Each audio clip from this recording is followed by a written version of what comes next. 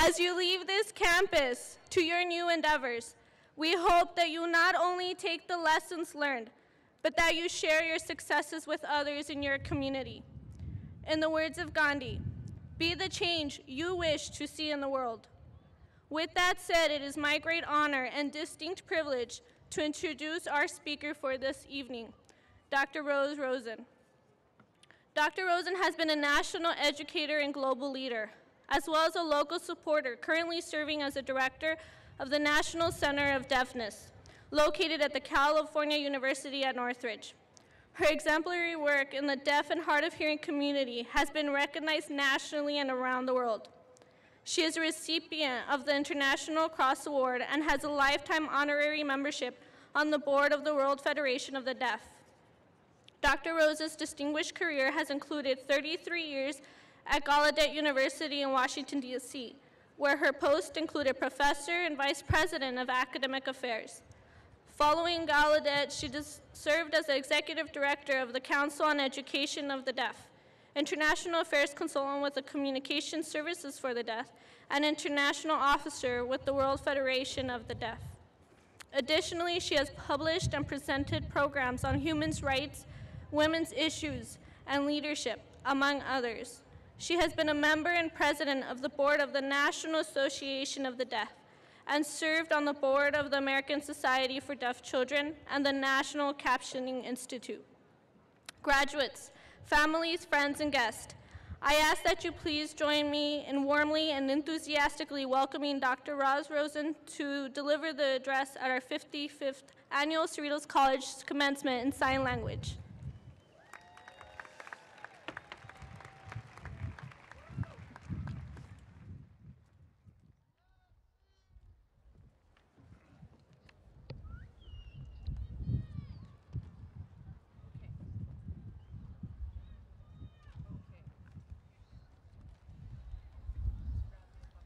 Greetings, graduates, families, faculty, staff, and friends, including the board as well.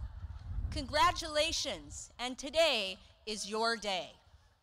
I look back many decades ago upon my own graduation as I sat out there just like you, wearing a new pair of shoes that hurt. I remember the parties and celebrations with my friends, but the one thing that I really can't recall about my graduation was who was the commencement speaker. I don't remember anything that that person said that day. Now, you might have noticed I have the skill of ventriloquism. I have remote control to my voice, who's sitting down front. Her name is Allison Kale, and she is a professional sign language interpreter. She works to facilitate communication and bridge communication, not just for deaf people, but for hearing people as well. Now, obviously, I don't need an interpreter because I can understand my presentation quite well. So she's here for all of you today because you have not yet, and I say yet, mastered the skill of sign language. But hopefully, you will get some words of wisdom from me today that you will remember. If there is one thing that you take home from my talk today, this is to embrace diversity and community. And when I say community, notice the emphasis on unity. So communities include this concept of unity. Embrace diversity and community. Please take that as your take-home point today. And if you don't remember anything else, that's okay too.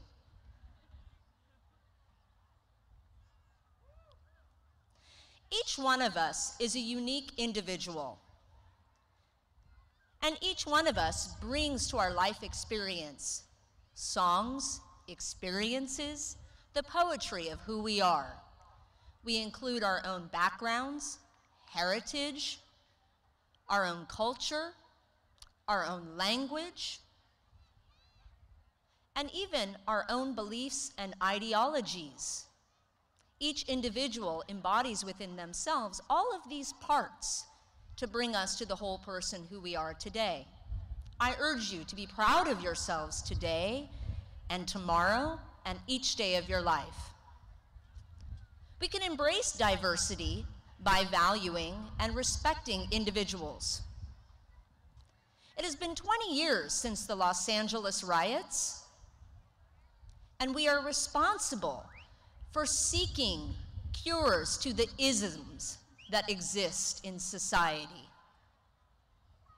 These isms, like racism, sexism, and all different types of isms. For example, ableism is when one feels superior to or may oppress an individual who has a disability. The term autism is when someone feels superior to someone who does not hear or speak. Have you ever experienced an ism? I'm certain we all have. There are many isms that exist out there. Isms that have to do with just the pigment of your skin. Isms that have to do with perhaps a person's weight, their appearance, or even the music that is a part of their culture. Some isms we are conscious of, others we are unconscious about until someone speaks up against that injustice. And that is when we become aware. Once it is brought to your attention, you can then recognize the ism and its effect. Isms hurt all of us. They diminish everyone.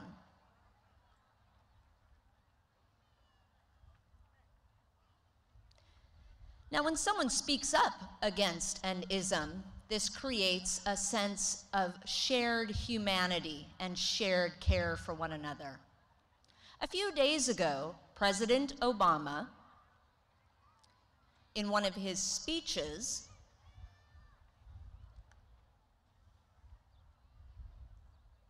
he shared with us in this speech his view on same-sex marriages and how his perspective has evolved.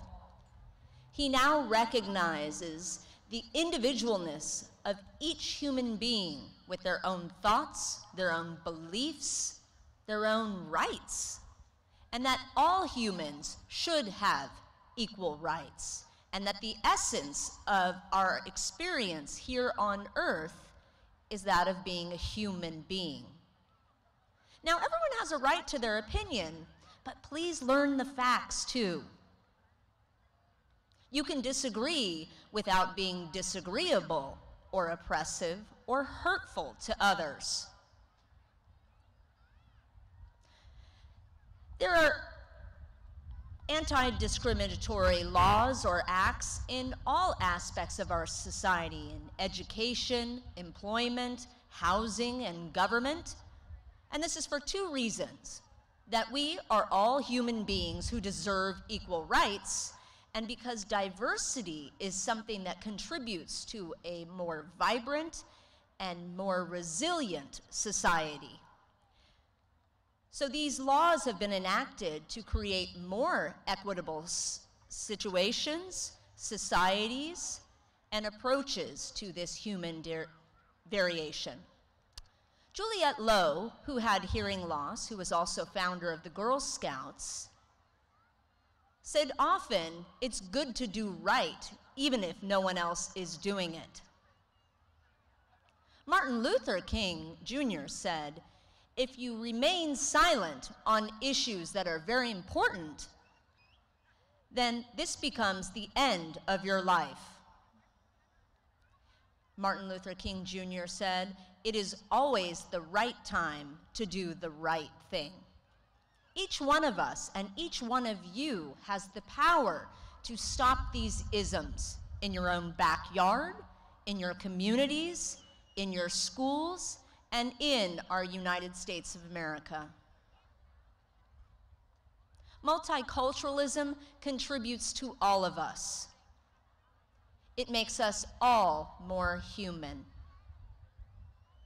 Laurent Clerc, who was the first instructor of deaf students here in America in the year 1817, said, God created diversity not to oppress minorities, but to enrich all of us.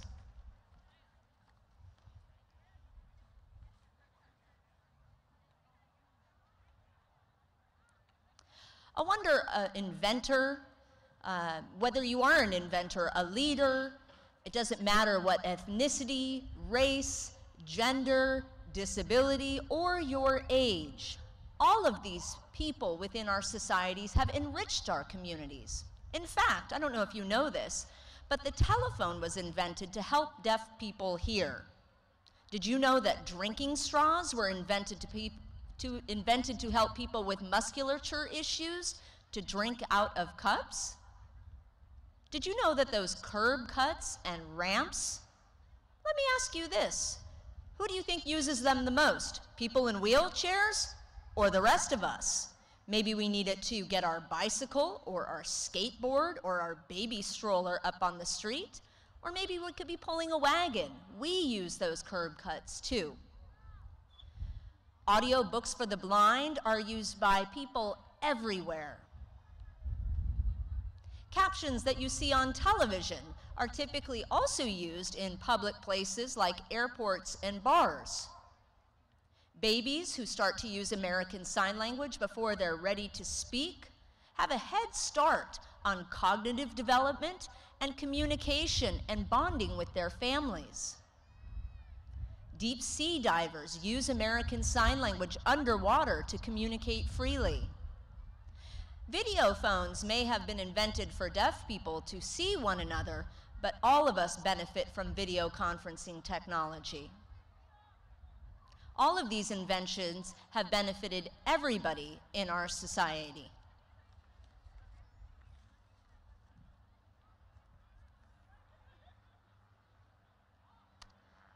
Now, let's take a moment. Can you imagine the world without telephones? Can you imagine our world without drinking straws, curb cuts, captioning, or audiobooks? So what we see is that these different inventions haven't just helped disabled people, but have benefited all of us as a society. What is good for an individual is good for a society. These contributions have made our world a better place. Do you all agree out there? I can't hear you. Do you agree? I still can't hear you. So, do this instead. Let's see you wave your hands. Great. Now I can see you instead of hear you. We are all here celebrating our rich and unique diversity and unity. Cross-cultural studies are vital not just for a better America, but also for a better you in today's society. When you understand other cultures and other languages, that is when you are able to understand yourself better, as well as your own identity, your own values, and the principles with which you want to live by. I'm going to share a short poem with you today by Charles Markham, and this provides us a way to include others. The poem says, "He drew a circle that shut me out, a heretic, a rebel, a thing to flout. But love and I had the wit to win. I drew a circle that took him in." So, go out of your comfort zone. Go out of your circle, graduates. Make new friends. Roam outside of your circle and network with others who are different than you. People from all walks of life, different backgrounds. The next person you meet may change your life forever. Keep an open heart, keep an open mind, and continue to pursue your education. Continue to face those challenges in your life with zest. So much can be done within your communities, in our country, and even in our world, and it takes just one person to start that change. I encourage you to keep balance in your life while working hard, playing hard, and laughing hard. Stay positive. I'd like to share a story with you about a traveler who happened upon a quarry, and there were 3 men who who were working cutting stones. He approached one of the first men that he saw and inquired, "What is it that you're doing?" The man responded, "I'm cutting a stone, can't you see?" The traveler thought he'd ask the second man what it was he was doing. He responded, "I'm cutting stones with which someone else will build something." The traveler approached the third stone cutter, and with a lot of enthusiasm, he said, "I'm building stones which will then make a beautiful cathedral." This is a wonderful message. In fact, there are 4 lessons we can take home. One is which, see the big picture, not just the parts.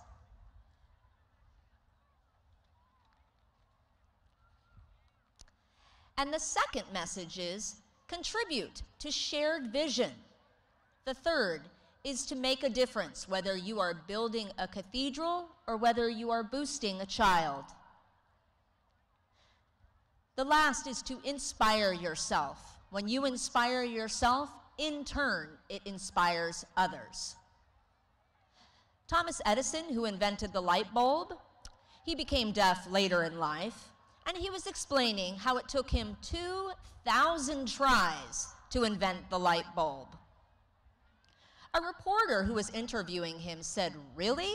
It took 2,000 errors to come up with the right formula?" Thomas Edison responded, "No, it took 2,000 steps." So when we take one step forward, we begin to change the world. Turn those oops into opportunities. So with that, congratulations to all of you. Celebrate your big day, and your journey starts here. Cerritos has given you the skills, the knowledge, personal and emotional experiences that you will apply for the rest of your journey. May it be successful.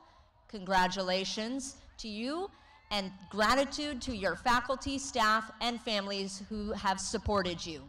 Also, in closing, happy Mother's Day to all of our mothers out there and our women in the audience. Thank you very much.